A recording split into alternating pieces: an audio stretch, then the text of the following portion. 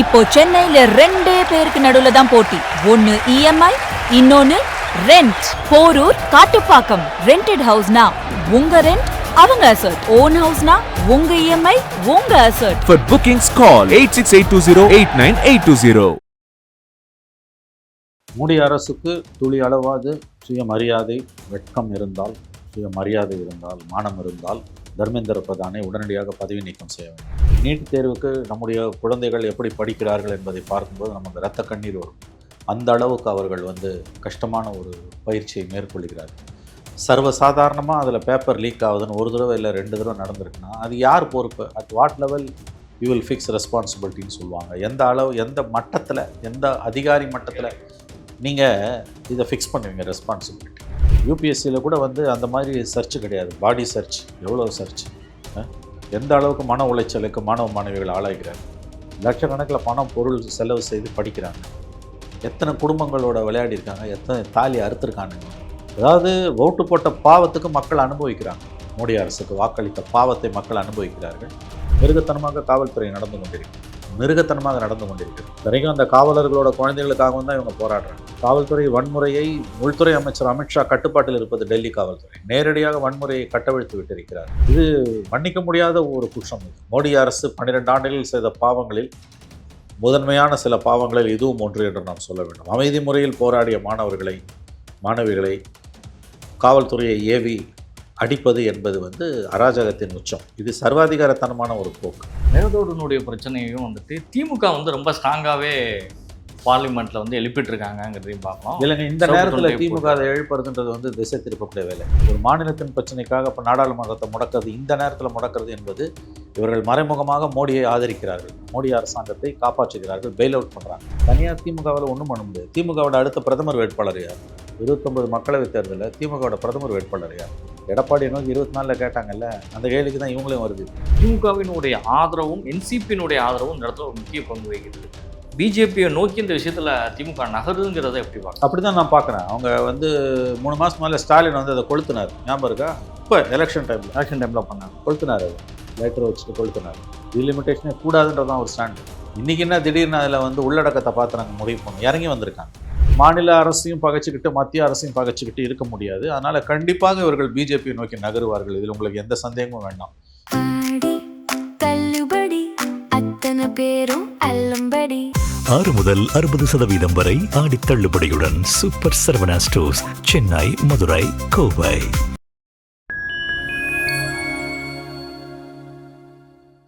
Anti மீடியாவோட ஒரு special இன்டர்வியூவில் சிறப்பழைப்பாளராக தமிழ்நாட்டினுடைய மூத்த உடையாளர் மணி சார் அவர்கள் இணைந்துள்ளார். சமகால அரசியல்கள் குறித்த பல்வேறு கேள்விகளை முன்வைக்கின்றோம். பார்க்க நிகழ்ச்சிகள் சார். வணக்கம் சார். வணக்கம். ஒட்டுமொத்த டெல்லியுமே பரபரப்புக்குள்ளாக்கி நாடாளுமன்றத்தினுடைய கூட்டத்தோடு நடைபெற்று இருக்கும்போது மிகப்பெரிய போராட்டம் காக்ரோச் ஜனதா பார்ட்டி சார்பாக நடத்தப்பட்டு சார். இன்னமும் முடிவுக்கு வராத போராட்டம் தொடர்ந்து நடந்துட்டு இருக்கு. இன்னைக்கு காங்கிரஸ் கூட இப்போ ஊர்வலம் நடத்திட்டு இருக்காங்க சார். எப்படி பார்க்குறீங்க?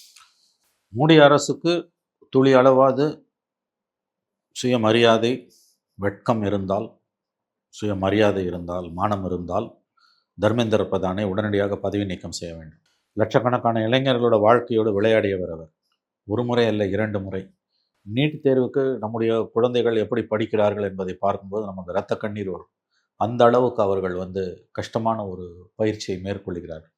சர்வசாதாரணமாக அதில் பேப்பர் லீக் ஆகுதுன்னு ஒரு தடவை இல்லை 2 தடவை நடந்திருக்குன்னா அது யார் பொறுப்பு? At what level you will fix ரெஸ்பான்சிபிலிட்டின்னு சொல்லுவாங்க. எந்த அளவு, எந்த மட்டத்தில், எந்த அதிகாரி மட்டத்தில் நீங்கள் இதை ஃபிக்ஸ் பண்ணுவீங்க ரெஸ்பான்சிபிலிட்டி? அப்போ நடந்த சம்பவங்களுக்கு, செஞ்ச பாவத்துக்கு குறைஞ்சபட்ச பரிகாரம் மோடி அரசு தேட விரும்பினால் தர்மேந்திர பிரதானை பதவி நீக்கம் செய்யணும், இல்லை அவர் ராஜினாமா பண்ணணும். எத்தனை முறை நடந்துகிட்டு இருக்குது. யூபிஎஸ்சியில் கூட அந்த மாதிரி சர்ச் கிடையாது. பாடி சர்ச், எவ்வளோ சர்ச், எந்த அளவுக்கு மன உளைச்சலுக்கு மாணவ மாணவிகள் ஆளாகிறார்கள். லட்சக்கணக்கில் பணம் பொருள் செலவு செய்து படிக்கிறாங்க. எத்தனை குடும்பங்களோட விளையாடிருக்காங்க, எத்தனை தாலி அறுத்துருக்கானுங்க. அதாவது ஓட்டு போட்ட பாவத்துக்கு மக்கள் அனுபவிக்கிறாங்க. மோடி அரசுக்கு வாக்களித்த பாவத்தை மக்கள் அனுபவிக்கிறார்கள். எதிர்கட்சிகள் செய்ய வேண்டிய வேலையை புதுசாக ஆரம்பித்த ஒரு கட்சி செய்யுது. கண்டிப்பாக தர்மேந்திர பிரதான் ராஜினாமா செய்ய வேண்டும். அதாவது செஞ்ச பாவத்துக்கு ஒரு குறைஞ்சபட்ச பரிகாரம் தேடுறதுனா அதுதான். அதை கூட இந்த அரசு செய்யலைன்னா கண்டிப்பாக அடுத்த தேர்தலில் மக்கள் பாடம் புகட்டுவார்கள். மோடிக்கும் பிஜேபிக்கும் பாடம் புகட்டுவார்கள்.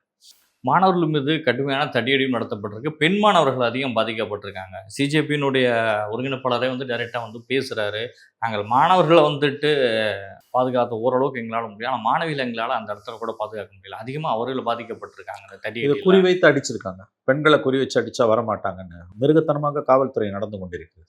மிருகத்தனமாக நடந்து கொண்டிருக்கிறது. வரைக்கும் அந்த காவலர்களோட குழந்தைகளுக்காகவும் தான் இவங்க போராடுறாங்க. காவல்துறை வன்முறையை உள்துறை அமைச்சர் அமித்ஷா கட்டுப்பாட்டில் இருப்பது டெல்லி காவல்துறை நேரடியாக வன்முறையை கட்டவிழ்த்து விட்டிருக்கிறார்கள். தாங்கள் நிரந்தரமாக இந்தியாவை ஆளப்போவதாக தாங்கள் சக்கரவர்த்திகள் என்று அமித்ஷாவும் மோடியும் நினைத்துக் கொண்டிருக்கிறார்கள். அதனால தான் வந்து இப்படி ஒரு அமைதியாக நடைபெற்ற ஊர்வலத்தின் மீது இப்படி ஒரு டெல்லி காவல்துறை அராஜகத்தை வன்முறையை கட்டவிழ்த்து விட்டிருக்கிறது. போலீஸே பல இடங்களில் வந்து வன்முறையில் ஈடுபடுவதை பார்க்க முடிகிறது. ஏகப்பட்ட வீடியோஸ் வந்துட்டு இருக்குது இன்னைக்கு. இப்போ குளோபல் மீடியா, சர்வதேச ஊடகங்கள் நன்றாக இதை கவர் செய்திருக்கின்றன. காரி துப்புது, குளோபல் மீடியா இந்தியாவை காரி துப்புது. அதை பற்றிலாம் மோடிக்கு கவலை கிடையாது. ஒரு நாடாக போய் மெடலை வாங்கி கழுத்தில் போட்டுக்கிறது தான் அவருக்கு ஒரே வேலை. உள்ளூரில் வந்து இவ்வளோ தூரம் நாரி கிடக்குது, அதை பற்றி அவர்களுக்கு கவலை இல்லை. இது மன்னிக்க முடியாத ஒரு குற்றம். இது மோடி அரசு 12 ஆண்டுகளில் செய்த பாவங்களில் முதன்மையான சில பாவங்களில் இதுவும் ஒன்று என்று நாம் சொல்ல வேண்டும். அமைதி முறையில் போராடிய மாணவிகளை காவல்துறையை ஏவி அடிப்பது என்பது வந்து அராஜகத்தின் உச்சம். இது சர்வாதிகாரத்தனமான ஒரு போக்கு. ராகுல் காந்தி, பிரியங்கா காந்தி, காங்கிரஸ் உட்பட எதிர்க்கட்சி இந்தியா கூட்டணியுடைய கட்சிகள்லாம் சேர்ந்து கை கட்டி விட்டு இன்று போராட்டத்தில் ஈடுபட்டு இருக்கிறாங்க. ரேலி போயிட்டு இருக்கிறாங்க டெல்லி. அவங்க இது ஆக்சுவலாக சிஜேபி வரத்துக்கு முன்னாலே அவங்க எடுத்துருக்கணும். அவங்களோட தோல்வியால் தான் சோனம் வாங்சுக்குள்ளே வராரு, சிஜேபி உள்ளவர். எனவே இப்போயாவது அவங்க விழித்து கொண்டது நல்லது. இது கண்டிப்பாக மோடி அரசு இறங்கி வரணும். இதில் வந்து தர்மேந்திர பிரதானை ராஜினாமா செய்ய வைக்க வேண்டும். அவர் பதவி விலகணும். இல்லைன்னா ஒரு அர்த்தமும் கிடையாது. இந்திய ஜனநாயகம் சவக்குழிக்கு போய் கொண்டிருக்கிறது என்றுதான் அர்த்தம். இந்த பிரச்சனை ஒரு பக்கம் டெல்லி பார்லிமெண்ட்டில் இருந்து போயிட்டு இருக்கிறப்ப மேகதோடனுடைய பிரச்சனையும் வந்துட்டு திமுக வந்து ரொம்ப ஸ்ட்ராங்காகவே பார்லிமெண்ட்ல வந்து எழுப்பிட்டு இருக்காங்கிறதையும் பார்க்கலாம். இல்லைங்க, இந்த நேரத்தில் திமுக அதை எழுப்புறதுன்றது வந்து திசை திருப்பக்கூடிய வேலை. இந்த நேரத்தில் எழுப்புறதுன்றது அவர்கள் நன்றாக மறைமுகமாக பிஜேபிக்கு, மோடிக்கு ஆதரவு தெரிவிக்கிறார்கள் என்று நான் கருதுகிறேன். இன்றைக்கு ஒட்டுமொத்த நாடும் ஒரு போராட்டத்தில் இருக்கும்பொழுது ஒரு மாநிலத்தின் பிரச்சனைக்காக இப்போ நாடாளுமன்றத்தை முடக்கிறது, இந்த நேரத்தில் முடக்கிறது என்பது இவர்கள் மறைமுகமாக மோடியை ஆதரிக்கிறார்கள். மோடி அரசாங்கத்தை காப்பாற்றுகிறார்கள், பெயில் அவுட் பண்ணுறாங்க. மோடி அரசாங்கத்துக்கு ஜாமீன் கொடுக்கிறார்கள். இந்த பிரச்சனையிலேருந்து அவர்கள் நாட்டின் கவனத்தை திசை திருப்புவதற்கு. நீட்டு பிரச்சனையை முக்கியமானது. நம்முடைய மாணவர்களுடைய எதிர்காலம் தொடர்ந்து அதில் பாதிக்கப்பட்டு கொண்டிருக்கிறது. கேள்வித்தாள் அவுட் ஆகுறதால் எல்லாரும் இன்றைக்கி அதில் போராடிக்கிட்டு இருக்கும்போது இந்த நேரத்தில் இந்த பிரச்சனை ஓய்ந்த பிறகு அதை எடுக்கலாம்.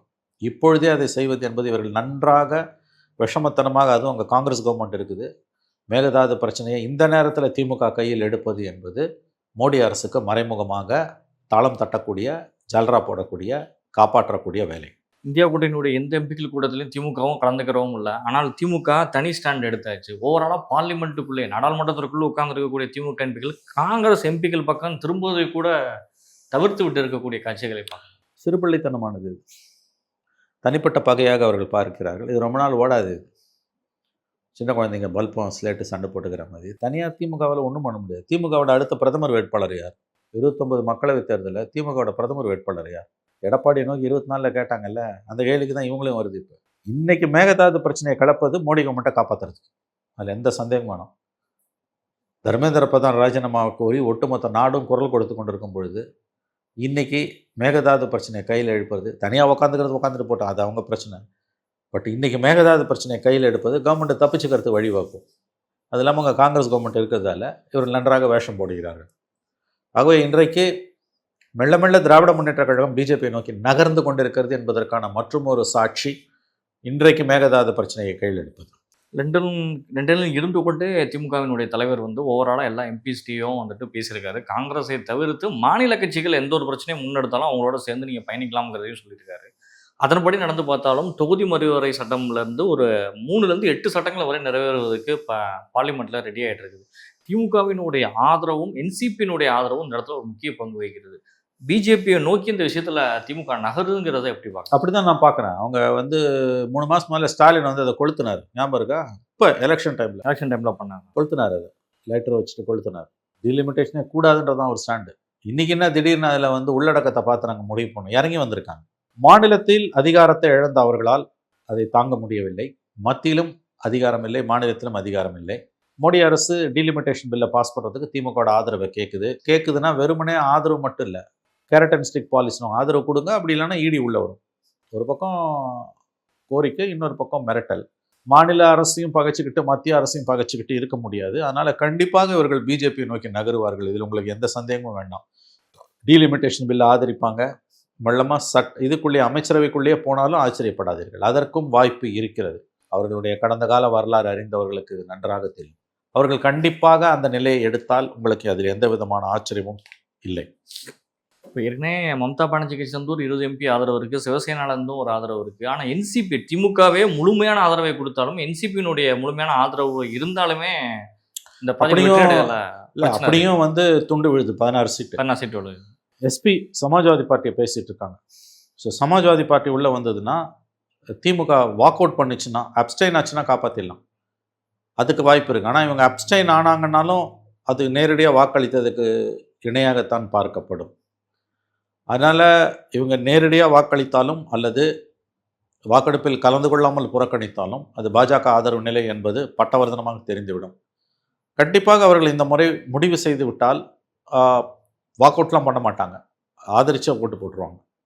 ஒன்ஸ் ஆதரித்து ஓட்டு போட்டாங்கன்னா அடுத்த கட்டம் இவங்களுக்கு என்ன தேவை? இவங்க ஆதரித்து ஓட்டு போட்டால் அதுக்கு பிரதி உபகாரமாக மோடி கவர்மெண்ட் ஏதாவது செய்யணும் இல்லையா? கூலிக்கு ஏதாவது செய்யணும் இல்லையா? அது என்னன்னு தான் பார்க்கணும். 2 பேர் அமைச்சர்கள் ஆகிறாங்களா இல்லையா? அதெல்லாம் அமைச்சர் ஆகுறாங்களா இல்லை வேறு விதமான லாபங்களா? அமைச்சரவையில் போகாமல் அவங்களால இருக்க முடியாதுங்க. இன்னும் 3 வருஷம் இருக்குது.